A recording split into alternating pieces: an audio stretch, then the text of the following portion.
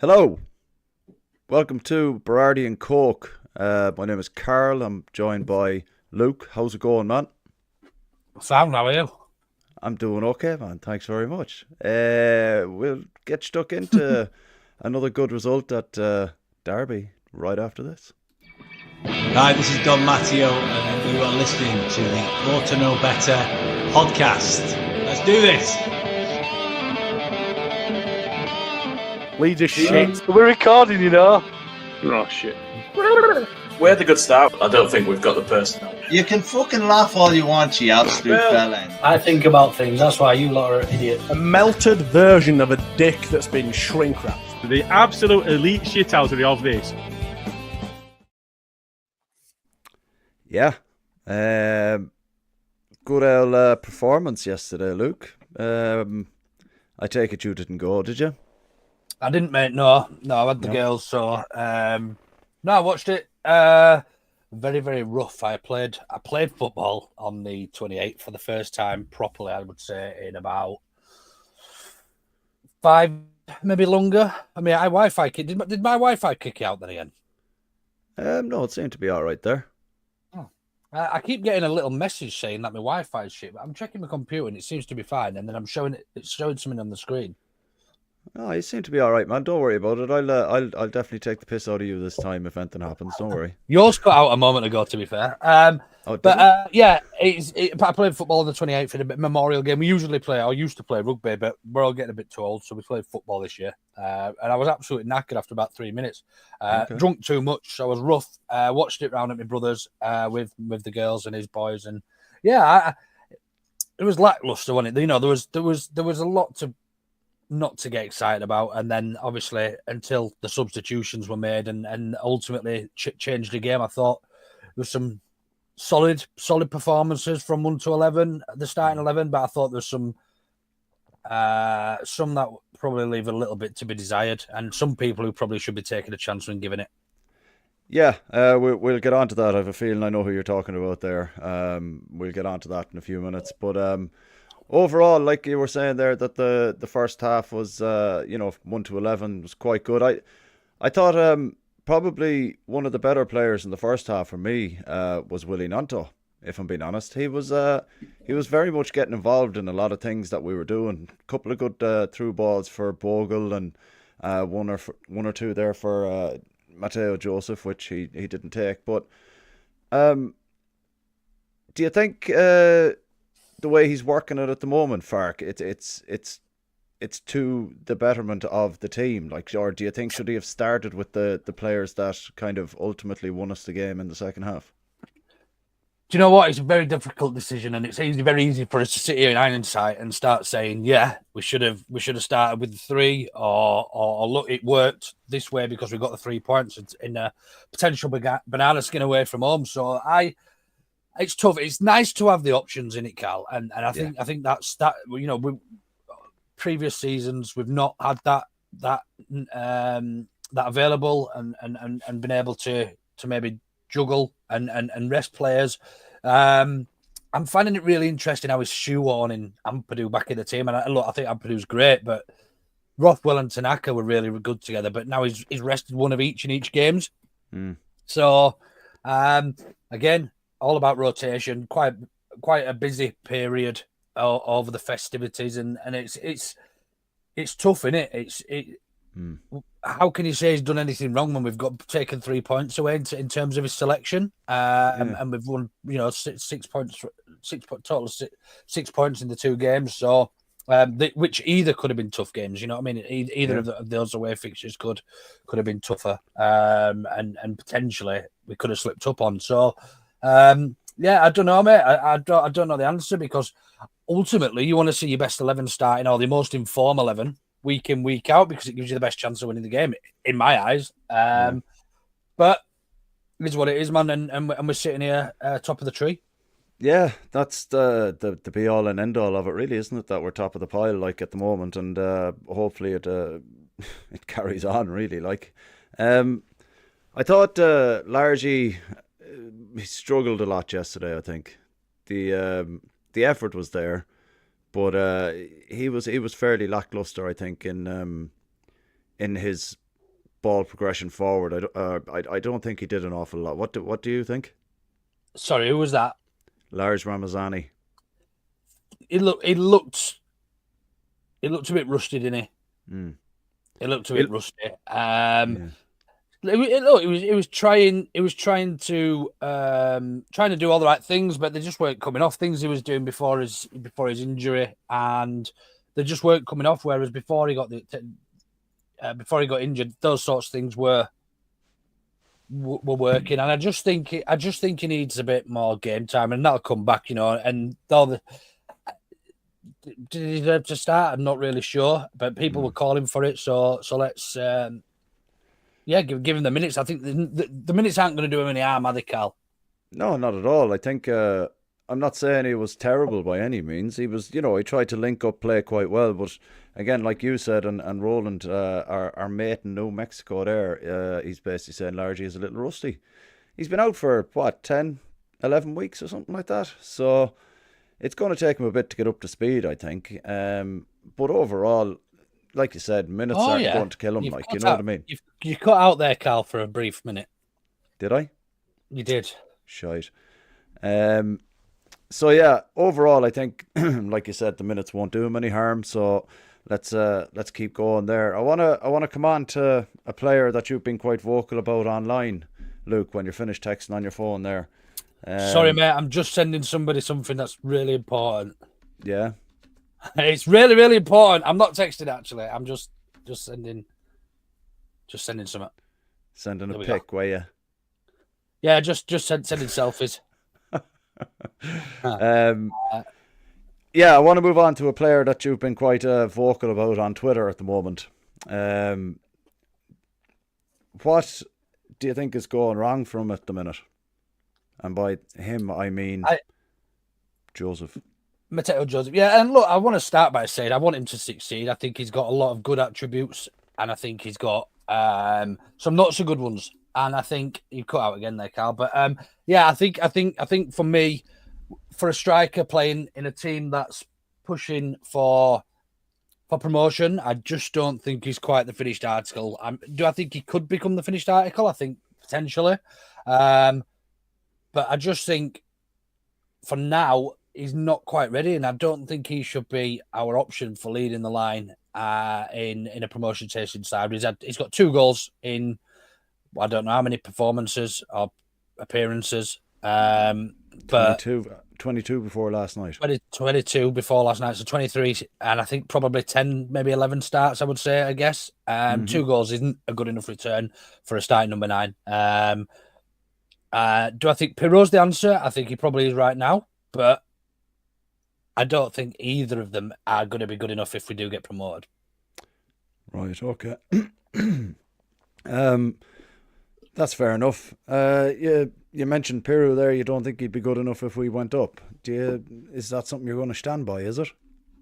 Yeah, I don't think he is good enough in terms of a majority of his off the ball play. I think probably, and I'm going to totally contradict myself yesterday, because his off the ball play yesterday and the assist for Aronson's goal and his movement was actually quite good. Yeah. But I just feel we need somebody a little bit more complete. Mateo Joseph could be the answer, but he's not ready just yet. No, I think we did mention this on the pod at the start of the season. I think you've cut out there, Luke, not me. Yeah, it's me cutting out. Again, I've got perfect Wi-Fi on my computer, but I've got a little bar showing the connection is not very good on actually within the StreamYard app that we use. So I don't know what's going on. Why don't you try closing down all the tabs that you have open, bar this one? They're all closed. I've only got this open. Well, you probably need an update then, don't you? It probably. Do you know what? I turned my computer on and it was already turned on, so it probably got some updates or some shite it needs to do. But sound. Well, anyway, if I do cut out, you just have to let me know. Yeah, well, you'll manage. Yeah, so Pirro's link-up play was a lot better when he came on yesterday than it was against Stoke. And it kind of boils the question, do you just continue to start him off the bench? He seems to be more effective off the bench. I know he got 2 against Stoke on Boxing Day, like, but his overall play, his contribution, bar the goals, wasn't great against Stoke, and it seemed to be a little bit more tied together when he came on. With what 20 minutes to go, like, so it's a tough old call, like. Then who do you start? Do you start? You start a striker who's only scored 2 in 22. No, look, sure, Patrick had a good opportunity last night that he could have put away. Do you get minutes in his legs? Like, no one's going to buy him if he's not playing at least a few games here and there. So he's an option that we have. I know people are going to absolutely hammer me in the comments for this, like, but like he's a perfectly good striker in this league. Great awareness to get the quick free kick taken yesterday. Nearly scored from it. Why not? I'm not going to arm you for it. I don't think. No, the comments I said. Yeah, no, I know. I'm just agreeing with. I'm sort of agreeing with you. I think everything Matteo Joseph offers us, Patrick Bamford can offer. He can offer the movement. He can offer the dragging defenders around. He can offer the pressing. Now, do we want to put minutes in somebody's career that's coming out at the other end, or do we want to put minutes in somebody who's progressing and got this potential ceiling? If you're to listen to Twitter, sometimes it probably is as high as Messi and R9 and some other players. So I don't know. I don't know what the answer is. I think probably if we could bring in a loan from the Premier League, I would look to offload probably Matteo Joseph and send him out on loan to a lower mid-championship side to guarantee minutes, as long as he's going to be guaranteed minutes, and actually play and start every game. Because what else? We've got 3 strikers there. Probably Matteo Joseph's probably on the. Well, I'm sure he's probably on a substantially lower wage. I don't think we're going to be able to offload Paddy. And bring somebody in. Ipswich did it last season with Kiefer Moore, and he almost made the difference in them in their promotion charge. Yeah. So it can be done. But again, it's do you want to start messing with the whole feeling within the camp, because as it comes across really well at the moment. It looks like they're enjoying themselves and they're all playing for the coach and they're playing for each other as well. So do you want to upset those dynamics and risk rocking the boat by bringing somebody in, or just to keep a particular player happy or whatever, or do you know is that a move that we might need to make to almost not guarantee but help us in the push for promotion? I think so, yeah. We've got Sid in the comments here. Sorry, Karl, Bamford not the answer. Rather bring someone in than play Bamford. We could bring someone in and they could be absolute dog shit. You know what I mean? And then you've wasted a loan move. You've sent, obviously, Joseph out on loan and you're still there with Patrick Bamford. You know what I mean? So it's a risk that you run trying to bring someone in. Like, we've always been told how difficult the January transfer window is, whether it be for loans or whether it be for permanent signings. So the chances of us getting someone that wants to drop down a division, because we're going to have to look at a Premier League striker that's not getting minutes. Can't be a striker in the same division as us. We're top of the league. Who's going to come in that's better than what we've got? So it's a risky one. It's a very risky one. Like, and it's, we talk about good headaches to have when you've got a squad like ours at the moment. This isn't the kind of headache you want. You want your strikers firing on all cylinders, and you want them to be able to kind of come off the bench and do what they need to do. Which, to Pirro and Bamford's credit yesterday, they both nearly did, and Pirro was heavily involved in the goal. Like, so you're looking at them coming on, but you're getting the work rate out of Bamford, you're just not getting the scoring. But you could get the work rate out of someone else completely as well without the goals. Do we bring in someone like Kiefer Moore? I'm not saying because he's at Sheffield United, obviously, but do we bring in someone like him?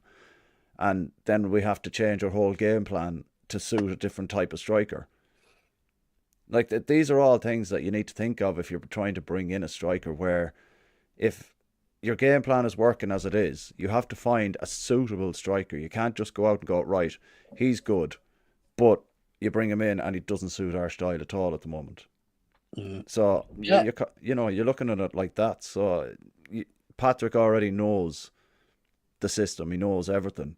Saw it last year. He came in the FA Cup, got a goal, and then he went on to have quite an influential part to play as striker over the coming games after that.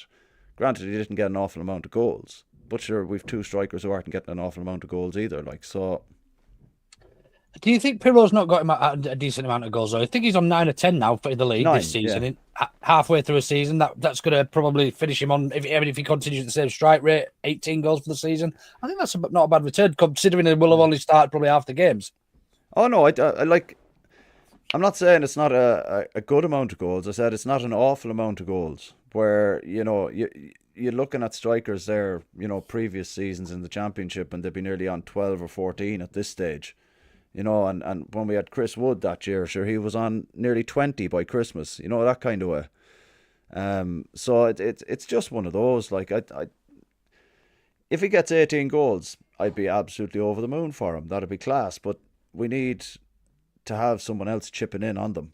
So it's one of those. I think that Farke's going to have to look at in the January transfer window. Just go 1 or 2 comments while we're kind of on the topic at the moment. Where is it? Yeah, so easy peasy. How's it going, man? Nanto good for 20 minutes. He hasn't done enough to get his place back. See, I said this about Pirlo on the pod last week. I don't think Pirlo's done enough to solidify his starting position in the team. But you could say the same for Nanto. You could say the same for Bamford or for Joseph.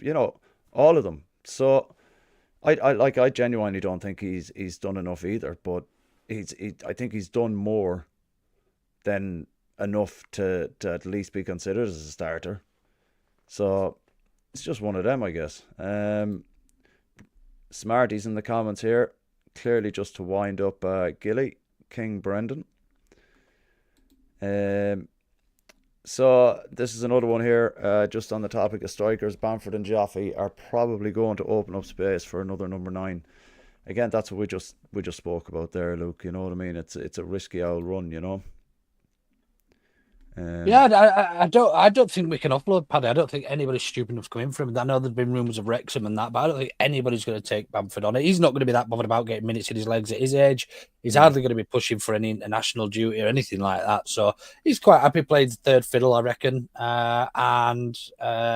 Just be still getting paid 40 grand a week or whatever he's on in the Championship. Yeah. Just to kind of move on to the midfield a little bit. Did you like what you saw from Tanaka and Ampadu yesterday, or did you prefer Rothwell and Ampadu? I did, but I thought Tanaka was great again. I still prefer the midfield partner of Rothwell and Tanaka, if I'm honest with you. I think Ampadu's great, and he does bring a lot to the side, and it was very good yesterday. And it's good that we're blessed with these problems, that we can have these conversations. What's our best 2 of that 3? Throw in the fact that Charlie Cruz got no minutes this season, who's a Welsh international. Gilavugi came on as well yesterday. It's a nice headache to have at the minute. We've got Gruev obviously to come back as well in the new year. I think his injury's been extended though, so I don't think we'll see much of him this season. Yeah. It is a nice headache to have, Carl. But if you're asking me what my favourite combination of the 3 is, certainly from what I've seen this season, it's Rothwell paired with Tanaka. But then, where do you fit and where do you force Ampadu in? Because he simply has to play because he's too good to. You can't leave somebody of that quality on the bench. So, really, really tough one. However, I'd rather see Tanaka and Rothwell start if we can, but still somehow get Ampadu playing in the team. It's a real tough one. I wouldn't mind us setting up in the old Bielsa formation 4-1-4-1 and actually having Tanaka and Rothwell in front of Ampadu sitting in between those two and the defender. But that then means dropping Aronson, who's arguably been one of our best players in the last few games. So, real tough one and a real nice conundrum to have. Yeah, Skip makes a good point in the comments there as well, man. He's like, Rothwell is far too good at set pieces to bench. And we saw that a bit last night from the corners that were taken and the free kicks, Yeah, we certainly did, and he carries the ball well as well. You know, even if he does turn back and play it out wide or wherever, he does carry it well into space before looking for you know, a more dangerous pass or clinical, but often does take the easier route. However, we do miss that. But do you want to be putting minutes? I mean, I'm all for promotion. I don't care who's getting the minutes, but would you rather put minutes in? Pissing head in this. You dropped again there, man. So yeah, you were saying, would you rather get minutes in? Would you rather get minutes in a lone player's legs or somebody who's actually going to have value to the team? For me, if I was playing a champ manager game, you obviously want to put the value in your own players, but ultimately the goal's promotion. So whatever's the best combination of the two. Yeah, I like the idea of what you were saying there. Play the 4-1-4-1. But then again, you do have to take out Aronson, don't you? It's one of those, like Roland's in the comments there again. He's like, I don't want to trigger Gilly, but I thought Aronson put in a decent game. I thought he'd done all right, you know. There wasn't anything like he played in one or two good through balls, like, and he's definitely improving with his touch on the ball and trying not to take too much out of it. I thought the build up for the goal, he was quite good as well. Where he was, there was two opportunities for him to pick the ball up. Could have taken it off Ampadu again after passing it to him, but he let it run out to Byram. He could have taken it again when Byram played it into fucking your man Solomon. You didn't call him Salah? Oh no, I was Seleno or something like that. I don't know what I was going to call him. But he could have taken that pass away from Piru as well. Like, so you can see that he's actually thinking about what he's doing on and off the ball at the moment. And then I got to give him credit where credit's due. He's done quite well over the last two games, I think, and rightfully deserved his Man of the Match award as judged by the Leeds United fans. So it's one of those, like, he's doing very well. So yeah. What do you think? What do you think of our back two at the moment, Luke? Whenever you're finished texting again, there, you know. No, I'm trying to ask one of the lads to jump on for 5 minutes while I try and sort this computer because it's doing my pissing head in and it's really doing me tits. Jay's in the comments that says it's going to take him 10 minutes to climb up the high chair to be able to put it on the table. Oh yeah, sweet. So I'm hoping he's going to jump on if he's still listening because this is it's no good for anybody. But yeah, I thought Aronson deserved man of the match yesterday. I thought he worked really, really hard, and people slate him for end product and stuff. But I think he's got a fair few goals now this season, hasn't he? I know he's not got many assists in comparison. I think he's got 7 or 8 goals this season. Aronson 7 goals, I think, and 3 assists. And 3 assists, which surpasses Jorginho's goal record from across the whole of last season. Obviously nowhere near in terms of assists, but yeah. Yeah, Luke's Wi-Fi is absolutely kicking. Carl, I'm just going to jump out. Are you all right to talk for 5? Yeah, so man, yeah, go for it. I'll go through a few of the comments here and just see what you are all saying there, you know. So people are Easy Peasy is talking here. He's Luke, please bring up how good James is. He's the first. I'm just going to jump off for 2 minutes and just see if I can fix this, and I'll jump back in. That's all, man. Yeah, it's grand. It's the problem with live broadcasting. You get absolutely stung like this, and now you're just stuck listening to me. So Luke is Easy Peasy wants Luke to talk about how good James was. Now, in my opinion, Dan James is probably one of the best wingers in the league, and I think for us to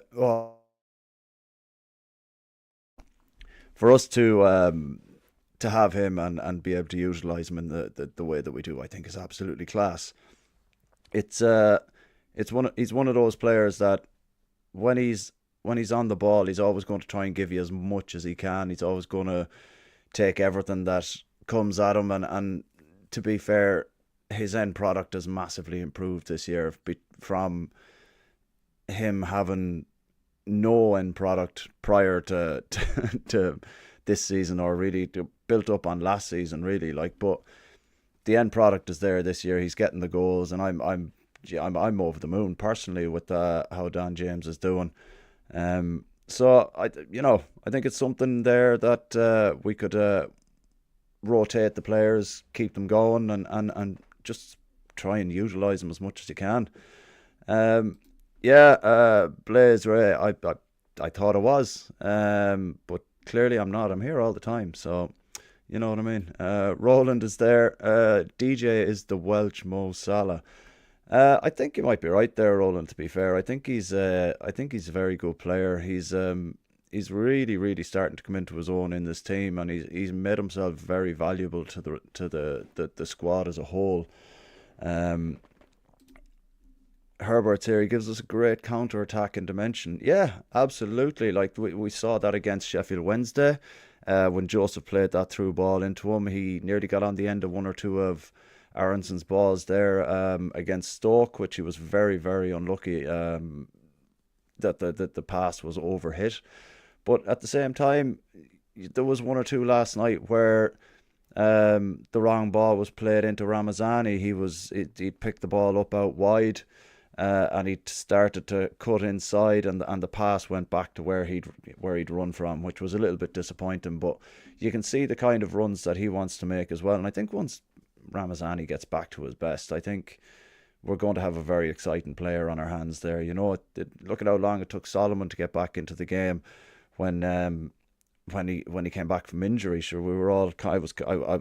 I put my hand up. I was definitely sitting here looking, going, he's not up to it at all. He looked lazy. He looked lethargic. He didn't look like the player that we saw in the game against Burnley. So now that he's back up to speed, he's been absolutely influential as well. And his role in the goal last night was like that little turn on the edge of the box. When he did that and played that ball into Pirou, he found the space in between the two defenders, and it was lovely to watch. And I was sitting here obviously on my own watching it, and I turned, I kind of thought to myself, I was like, you know, that's kind of a build-up goal that Bielsa would have been proud of, where it was very quick, snappy passing and stuff like that.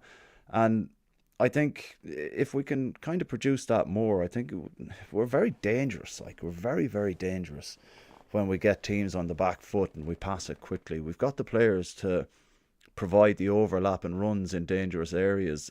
We saw Bogle last night. Now, I think that was one of Bogle's probably not his best game yesterday, by any means. I thought he was far more impressive against Stoke, where he was doing that bombing forward, and he was able to break the lines quite easy, and just basically kind of harass their fullback, and to have Dan James overlapping you as well is absolutely brilliant. Hello. Hi Jay. I've come to help you while Luke's not here. I wasn't set up for this at all, as you can tell. But it was like a war film, and someone behind me going, "He's dying out there." So I thought I better come and help you. I was doing all right. I thought I handled it quite well there for a little bit. You know what I mean? But I appreciate the help, man. Thanks very much. I'm like the super sub. Here I am. That's it. Yeah, you could be the Dan James of the podcast tonight, man. You could be like, I'm just in the bath, and I was sitting down to eat my mint Viennetta. I've just finished scoffing it on way upstairs. So. Is your toupee falling off? Is it? Oh mate, right. It's a right mess. Wow. Now he's come back. Now I've gone to all trouble to get here. Oh, well, you may as well stay now. We only have a short while left anyway. I was busy. If mine keeps knackering up, I'll just leave anyway, because it was doing my pissing. I didn't. Cheers, Jay. Yeah, no worries, mate. Hopefully you stay alive this time. Stop watching Robo Wars. So, Jay, seeing as you've jumped in there now, man, what did you think of yesterday? Were you bored? Were you not entertained? I were mostly frustrated, to be honest with you, because it felt like we were really labouring it for the majority of the game until the subs came on. It's like we were doing a lot right, but it wasn't coming off. It's like I felt like this is just frustrating as hell. Why can't we score against this team? But that said, I didn't think anyone played badly particularly. I thought everyone did their jobs pretty well. It's just stuff wasn't coming off. And then the subs came on, and for me, the game changed a bit. And that ball that Solomon put to James, I tell you what, it were like seeing James in Bielsa days again without finishing. But that aside, the ball were amazing, and he were unlucky not to score. He should have done, but in the moment, he probably got target fixation because he's not a natural striker. And, strikers play on instinct, don't they, the majority of the time. When you get a ball comes to you like that, Piru knows where he's going. He knows what he's doing. But James, for example, might need to think about that for a second, or he just, he might just do whatever happens sort of thing, like me on COD, just press a button when I see someone. Hope for the best. Hope for the best, yeah. But yeah, I think overall it was a solid performance. We did what we needed to do, and we won a second away game in a row. So you can pick apart bits of it, but we did the job, and we looked fairly decent for the majority of it. Yeah. Paul's in the comments here saying the Derby keeper kept them in the game. They're man of the match. Again, we've come up against a keeper that's absolutely playing out of his skin, and it's always against us. Like we saw it last year with the Blackburn keeper at Ellen Road, and then he went and bleeding let in 5 the next game or something like that. It's madness, isn't it? It's madness. It happens all the time. Yeah. It's crazy just to see it, like, because you're looking at it and you're like, bloody hell, how has he done that? Like, I tell you what'll happen is these players, they'll end up moving on somewhere, and people go looking for the highlight reel on YouTube, and it'll just be games against Leeds. It'll just be these keepers, and the whole highlight reel will be games against us. You know what I mean? Because they always seem to turn up. And if you're telling me that playing us, the professionals, it doesn't matter to them, it's just another game, why do people play out of their skins against us? Average players often will have the games of their lives. Some players crumble and will, others relish it and they want to stick it to us. Yeah. And you see that time and time again. And as you say, these keepers this season, it seems like we're getting one super keeper after another super keeper. Ever since we're at Luton, that had the calamity keeper that looked like he'd shit himself every time the ball got passed back to him. It was actually, the Luton keeper, Might have been Luton. But since then, they've all been shit hot. Yeah. And that's something that we always come up against. And we're always sitting there like, you're standing in the stand or whatever, and you're like, how's he saved that? How? Like, that's not even savable. But there was a comment here I started. It's from Easy Peasy. He's coming up with a lot of pretty decent comments there tonight. Now I have to hand him that much. My only gripe with our team is putting chances away, just like the last 2 seasons. We need a number 10 to give Aronson a breather, not dropping just to give him a rest. I've suggested many a time to stick Willie in the 10. That could be an option to give him a rest. But the putting our chances away, well, that's down to the keepers as well. Like we've just discussed, man. Like every keeper we've come up big against time. is nearly having the game of their career. Like, although Aronson would probably have scored 3 more goals if he could volley without blasting it into space. Oh yeah. Against Stoke and last night. Yeah. But I was gonna just say when you brought that comment up, the thing is, you're saying about not dropping Aronson, just giving him a rest, but you're not going to get a Hamer coming in to play rotation with Aronson. You're just not. He won't come if he's not first choice. So if you want to put someone else in the 10, it's not someone coming in. It's going to be one of the other players. And Farke's reluctant to do that, as we've seen. But you're not going to be able to sell being a rotation player with Aronson to a top number 10. That you're just not. They're going to expect to play. Oh yeah, they're not going to go on a loan move to a lower league to expect to sit on the bench or anything like that. It's a different scenario for exactly.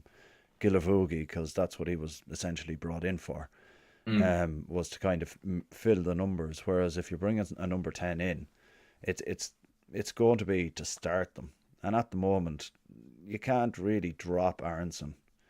Give him a rest, yeah. Put Willie or someone in the 10, or even Solomon. Imagine Solomon playing little threaded through balls in the middle of the park. That'd be quite nice. Then you might lose some of that passing that he does from the wing. When he does passes like that one to James, he's great. Yeah. Sometimes he's iffy like that, though. Some games his passes just won't hit the mark at all. In other games he'll do stuff like that. If he could get consistency, you know, and an injury-free run, which is what he's hoping for, he should be able to show that amazing player that everybody thinks he is, and we're seeing bits of it. Yeah, I think we're starting to see a lot more of it now. I think his I do, yeah. Yeah, his performances over the last 2 games, maybe 3 games, have been they've been reminiscent of the Burnley game. Bar the slip, he was absolutely fantastic in that Burnley game. Yeah. And we understood what kind of player we'd signed. And I was just saying there a little while ago, when I was on me Todd, that Large has taken a while to get back to kind of game fitness as well, you know, and Solomon was the same. Like, I remember, I think me and you even had a conversation where we were like, where's the player that we signed from from Spurs, you know what I mean? The one that played against Burnley and against Portsmouth, where was he? He had a little poor run, didn't he? But like you say, he wasn't fit. Yeah, and that's why I think with Large, I think he's we've seen what he can do, and once he, like Luke was saying, it's not a bad thing to get minutes in the legs, but you also want to be able to win the game and go up. But you need minutes in their legs to be able to get them back up to speed, you know. And I think once Ramazani starts getting those minutes again, I think it's going to be a difficult decision for Fark. Do you know what I think we as fans often underestimate how long it takes players to get match fit. Like, you'll see someone come back and he'll be brought on a couple of times, and then he might play 60 minutes or he might play a full game because we've got nobody else to put in that position, as happened with James and Solomon on their comeback, you know. And you think, oh well, he's played a few times now, he should be all right, should be up to speed. But it takes a lot longer than that, doesn't it? Yeah, it seems to take like a good month of games for a player to sort of find their feet again and get back to what they should be, and that's partly why. I mean, I know his methods were a lot more intense, but that's partly why Bielsa didn't put people straight in the team when they signed, because he felt that way too. He felt like it would take time for players to get match fit, to get up to speed, and it's still the case whether they get put in the team or not. Yeah, I think like you're right there that the I don't think we'd have seen Solomon at the point at which we saw him when Fark brought him back after the injury with Bielsa. There'd be no way. No way. Unless he saw it in the training ground, then he's not doing it at all. But to his credit, he's worked it quite well, Fark, where he's you know, we lambast him for the 70-75 minute subs, but that's probably the ideal amount of time a player with the likes of Solomon needs in it to start getting into his legs the minutes, you know. So, oh hey man, how's it going? If this hasn't fixed it, I'm giving it up as a bad job for the night. Oh, right. Why don't you try just tethering your phone to the laptop and using the internet off your phone? Because I live in the middle of nowhere and I get 1 bar of 3G. You're still on 3G? 3G, don't even get 4G around here. No way. There's no chance of getting 5. Fuck. Outside my house, you literally get not even phone signal. You can't even talk to people on the phone. Someone in the comments there earlier on said Luke must be on dial-up. Sounds like he pretty much is. The Wi-Fi is usually sound, but obviously I've been away for Christmas, come back today, and everything's just been shit. Well, at least you had a good Christmas, man. That's the main thing. It's always the way. Yeah, that's the way. We were just talking about Solomon's road back to full fitness and his impact on games, Luke. Jay made a very good point that Bielsa probably wouldn't have started playing him as soon as Fark, and I kind of said the same as well, where Fark brought him back in a lot sooner than we probably expected, and it wasn't through sheer desperation either. We had covered, but giving him the 20-minute, the 15-minute slots here and there before starting him, it's a great way to get minutes in legs, like you mentioned earlier on, you know. Yeah, and we're lucky we've got that luxury, really, to be able to just give him 15-20 minutes when we're not reliant on getting him back sooner rather than later. Same with Ampadu, you know, we've got, and that conversation, we've got enough and good cover this season. I know Gilly was panicking, saying we haven't replaced man for man and we've got the shittest squad this season and all that sort of stuff. But the reality is, I think we've got a better squad. If you look at backup positions and everything as well. Obviously, we lost 3 key players last season. But just to go back to what you say about Solomon, I really, really like him. Frustrates the hell out of me sometimes because he just tries that little bit too hard, I think, and he loses the ball. Works really hard to win it back though. And he's a different class at this level, isn't he? And that's I mean, if he wasn't injury prone, we probably wouldn't have got him on loan, let's be honest. So we had to take that risk. And yeah, he does look an absolute class above. He just looks so natural, doesn't he? He just gets the ball at his feet, sticks to his feet, does everything. So direct. Yeah, he just wants to head towards the goal, doesn't he? As soon as he gets the ball, not very often does he go backwards, And as fans, it's something that we've grown to sort of become a bit of a bugbear for us, where we're passing it backwards or sideways. He does tend to go forwards almost every time. So I've seen some people call for him starting at 10. I don't think that's maybe not starting at 10, but giving him a go at 10 because. If we do sign somebody in January, I want it to be somebody who could do something different to what Brendan Aronson does. I'm not taking anything away from Brendan Aronson and the work he does, because he does so much work on and off the ball. But I just want somebody who can control and dictate the tempo of a game and actually just pick a bit more of a clinical pass and create big chances often out of nothing. A Pablo type player, if I may. But I know they're few and far between, so I'm not holding my breath. But that's what I would be looking at. But if that doesn't happen, I wouldn't be adverse to trying Solomon in there, because I think he probably has got the qualities to potentially do that role.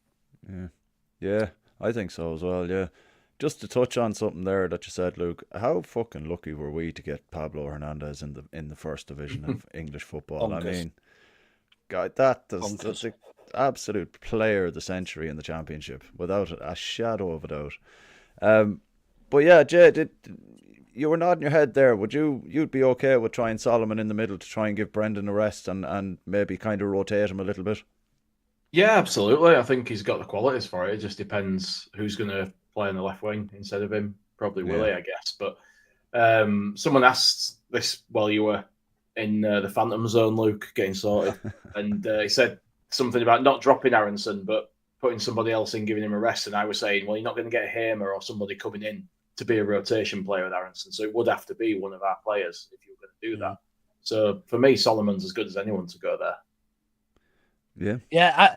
One thing I know I say I'm not adverse to seeing it, but one thing I don't want us to do is try and experiment at this time of the season when we're top of the league and things are working the way they are. I don't want us to do it for experiment's sake and see if it does work. No. But if we're 3 or 4-0 up in a game, and we get the opportunity and Solomon's on the pitch, maybe rotate him. Maybe Brendan Shoney can play out wide. If Brendan's even still on the pitch, play him out wide and put Solomon in the middle. Just see how it works. I don't want us to start games like that, and I think it's too big of a risk to potentially take if it doesn't work, because people will be straight back at Farkas saying he's tactically adept and what's he doing starting Solomon there, and that sort of thing. But if we're comfortably winning a game, I don't think there's any harm in trying that. Well, a few of them were allowed to put the pitchforks back in shed last night. Oh, God, I know. Some humble pie was eaten, wasn't it? Man, it's every time it happens and the Fark out brigade come along, I have this image of, that scene in The Simpsons where they've all got the pitchforks and they're just walking down. That's what I was thinking. That's exactly what I was thinking. But, I'm not a Fark out. I do question some of the stuff he does, but hey, we won 2 away games in a row, so... Man, we're 8 wins in 10 games now. That's not too shabby at all. We've broken the away hoodoo with 2 wins in a row there, and we've broken the rotation hoodoo. Yeah. So against two teams that potentially could have been banana skins as well. They're the types of games over Christmas we'd lose or drop points. You know what I mean? Well, we lost last year. Wasn't it Stroiko and goal last year at Stoke? Where it came off the crossbar and just hit him in the head and went in. And Jesus, we all know how slippery Derby can be. But I just want to touch on that. We haven't lost at Pride Park for quite a while now. That's 5 fixtures now, maybe 6 fixtures where we haven't lost at Pride Park. Yeah. So that's. I went there the year Chris Wood scored a belter from outside the box. Banger goal! 2 or 3-1. Yeah. 2-3 when I was in Derby hospitality and I jumped out my seat and the amount of daggers I got, man. And I actually I was walking back to the train station and Celinio was in charge with Unders then, and he was literally got out the car and started doing this to me. He was on the fucking same train as me all the way back to Leeds. Class. Just a bit of reassurance for you there, Luke. Your broadband is good now, mate. That's positive. Nice. I'm glad. Just Nice on and an easy. unreal note, Scum have just gone 2-0 down against Newcastle. Only 19 minutes in. That's brilliant. Oh, that is fantastic. That's Fucking absolutely fantastic. He's already got the worst start for any ever Manchester United fucking manager. And if he, I imagine them getting relegated. How good would that be? Oh, it'd be the best thing that's ever happened other than Leeds winning the title. Oh, Christ on the bike, that'd be fantastic. Speaking of teams being 2-0 down, we seem to have a rock solid centre back pairing. We are doing all right there. Well, we've gone from conceding constantly to not conceding again. It's weird. We seem to have like little runs. Yeah, but I think they're doing all right this season, Rodon and Strike. How many goals have they conceded? What, 17, 18? Is it thereabouts? I'm not entirely sure. I do prefer Ampadu and Rodon. We've conceded 15 this season. 15. There you go. I prefer Ampadu and Rodon, but I'm not unhappy at Strike being in there. I just think Ampadu gives a little more of his passing and stuff from the back.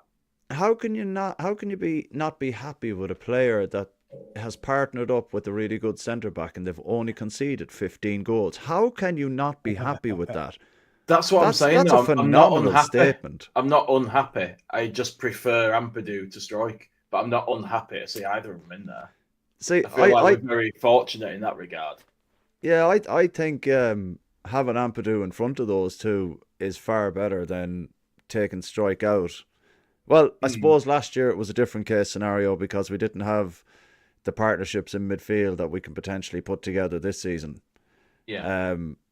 But I wouldn't swap either Strike with Ampadu at all. No, Roland's wrong. Actually, we haven't conceded the few goals. We've got the best difference by 10 on that. Yeah. I think Sheffield United have conceded 14, which is less than us. Burnley have only conceded 9 this season, but Burnley have only scored 30, whereas we've scored 44. Yeah. So our difference is plus 29. Nearest to us is Burnley on 21, so we're 8 goals in terms of difference, better than anybody else in the league, and 10 better than Sheffield United, who are sitting second. There you go. So the figures speak for themselves, really. I'm over the moon with how the back line is, or well, the centre back pairing more so, because the full backs have been chop and change for quite a few games this season. So having a steady centre back pair is probably vital to this team rather than having 2 steady left and right backs, because we've seen when players come into those positions that they're more than capable of doing the job as well. That's the fact that we've managed to reach a point where we can swap players out and still pretty much play the same game and perform the same way is testament to the manager, really. For all the shit I've given him for dodgy tactical decisions and late or wrong subs, there's some stuff he's got very right, and that's one of them. Yeah. For a time, we would not dare rotate players. We were all terrified of it. Yeah, well, sure. How many games did we go in a row where it was just Ayling and Alioski? Like, we must have nearly gone 30 games at one point where we didn't change them out once. Like, I think Alioski got suspended for yellow cards, and that was the only time that he went out. Like, probably pulling faces at linesmen or something. Yeah. Well, I think it was Dwight Neal, really, wasn't it? I can't remember.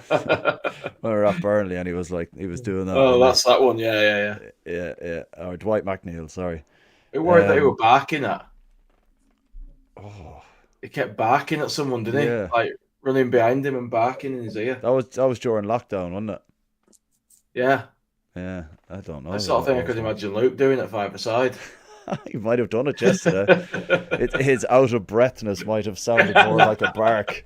It was the day before yesterday, and I'm still aching. It takes time to recover when you're getting on a bit, mate. It does, mate. Yeah. Not kidding. Absolutely. Especially if you're not keeping fit properly either. It's amazing how quick it goes. Yeah. Joe Bedford's in there. Who's popped that up and not told me? We've won 4 in a row at Derby and a draw before that. October 2016 was the last time there. was it last time we lost there? So yeah, yeah, it was pretty close there. I said we hadn't lost there in about 6 games, I think, wasn't it?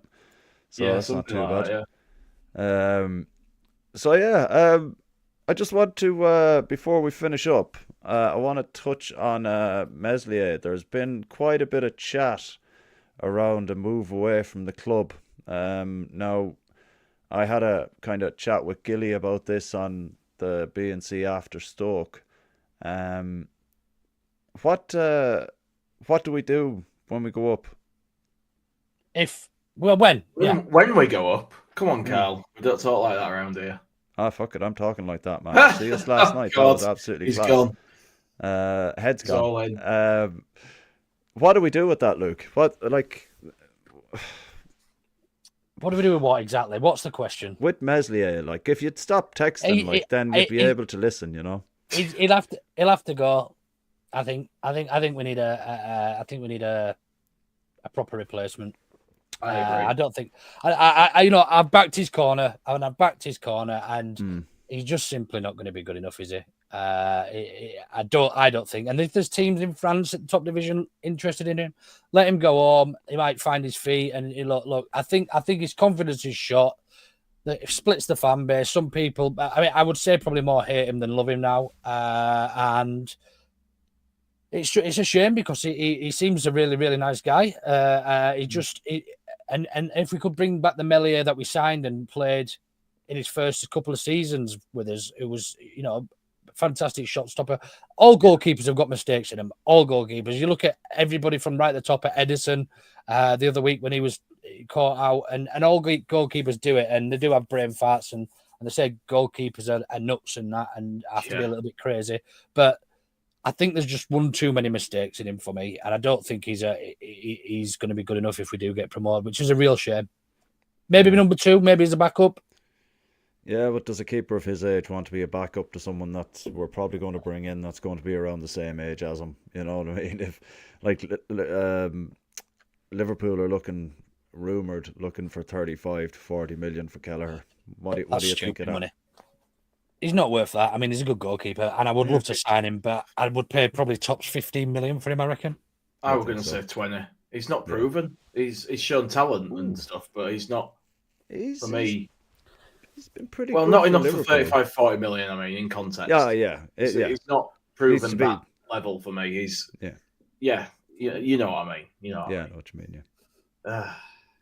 Yeah. So yeah, I'd like to be fair to Meslier, I think he's had not a lot to do in the last 2 games, but that save in the first half against Stoke in the first 10 minutes, vital. Regardless, people go, it's at him, it should be saved anyway. Luke has made the point that he's been, he's been a blunder here and there, and that's potentially one of those ones that could have been. Made a good save last night against Derby County where he had to slap it away from under the bar. There's a couple of saves already this season where he's the first minute at Stoke. Yeah. So he's proven that he can do it. Like you said, Luke, where's the keeper that we bought and started playing 3-4 years ago? I think it needs a fresh start, not only for us but for him as well. I think if he goes somewhere new, he can try and refine that form. It's not the weight of the shirt weighs heavy. Is that the same? The shirt weighs heavy as a Leeds United player, and I think expectation is often a lot higher than reality for us as fans, because we still think that we're this massive club that should be challenging for Europe, and ultimately we probably could be, because we do have we've got the foundations there to be that club again and to be that club, but we're not, and that sort of transpires onto how we think about the players as well. We want all the players to be near on perfect every game, and reality is that's never going to happen. But I think because he's made so many obvious mistakes that people often forget the times that he has made lots of good saves. He arguably won the game for us. Was that against Stoke? No, it wasn't. Who did we play? Made 2 really, really good saves before it 1-1. It was at 1-1. I mean, ended up winning 3-1. That wasn't Luton, was it? No, it was Middlesbrough. Oh, yeah. At home. It was 1-1. He made 2 really important saves. one-on-ones, and then we went on to win the game again last night at Stoke. He made one as well, but they've easily forgot about, because the one everyone remembers is the Sunderland goal. Because it's so easy to remember. So it's a shame, but I think for everybody a fresh start is needed. We're probably getting a little bit ahead of ourselves, but if we do get promoted, then I think either he's told he's number 2 and he has to win the shirt back, because we're going to be signing somebody to be coming in as number 1, or we look to offload him, cash in, get some money back towards a better goal, shall I say? Yeah. Joe Bedford's in the comments. Meslier makes me nervous now. When it was Windy versus Oxford, I almost had a heart attack every back pass. I couldn't. Yeah, I don't enjoy them at all. No, absolutely not. So I think that's basically it, completely covered there, lads. Have you got anything else that you maybe want to add before I cut you off? I have not, mate, because I wasn't even supposed to be here. But look at Jay, it's been a bit of crack, man, hasn't it? It has, mate. I've just been sat watching anyway, to be fair. With your fluffy hair, so it's been grand. It's doing my head in. Luke, glad you got your internet sorted, man. I'm happy about that. Yeah, I think I'm trying to find out who's on tomorrow before you go. Oh yeah. It is Jay, Gilly, and Carl will be back tomorrow with Jay hosting. Well, it's New Year's Eve tomorrow, so I don't know what sort of time we're going to be on, because I don't think any of us are going to be on at the usual time.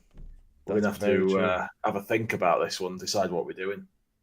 Could be a B and C, could it? Well, New Year's Day, next day, and there's a game, so it's going to be a bit crackers. We're just going to have to figure out what we're doing, but keep an eye on Twitter. We'll obviously tweet when we are next on. And keep subscribed and notifications, and you'll know. Has anybody mentioned how good Dan James was yet? And how good he is? Yeah, we've already done that. Must have been when I was tripping out. I think with Cal, we're on a bit of a monologue about Dan James. Well, I was getting set up to come on. Oh, did you? Great, I did, yeah. I waffled on for ages. I filled some serious airtime there.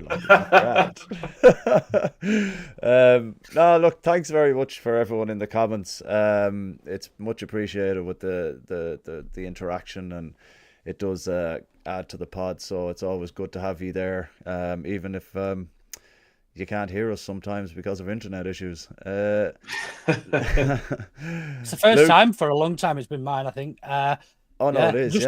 Like to close this with easy peasy. Thanks for doing this for the year. So thanks for joining us all this during 2024. I think the next time I'll speak to you will be 2025. So thank you. Yeah, but thanks for the go at Cal and said that he answered out about James. Make your mind up, mate. So yeah, look, like, subscribe, and share, and tell all your friends that we're really cool and that this is really professional and shit. Basically, lie to them. Yeah, tell them it's good. They don't need to know the truth. Just draw them in. It's a bit of crack, and I hope you all have a fantastic New Year tomorrow. I'll say Happy New Year now, because we probably won't see you tomorrow, let's be honest. We might, mate. We don't know. We'll see. Might do a New Year's Eve special, maybe. Yeah. So. Gonna screw up Gilly's predictions league if we don't have a show and get predictions off everyone. Oh, that's very true, actually. Should we do that now, just in case? I mean, 3-1 Leeds. Somebody did mention it in the comments there. I think Arthur Busby might have been the first one. Oh, right, okay. You know what? No, we won't. We'll probably be around tomorrow. Oh, you've changed your mind. Okay. Well, maybe. We can't speak for you just now, man. Jay. 1 minute is Irish, 1 minute is Italian, 1 minute we're doing predictions, 1 minute we're not. I'm gonna just call this off. Do you want to say Happy New Year to everybody before I cut you off, lads? Happy New Year's to you. All right, take care, everyone. Thanks a million. Bye.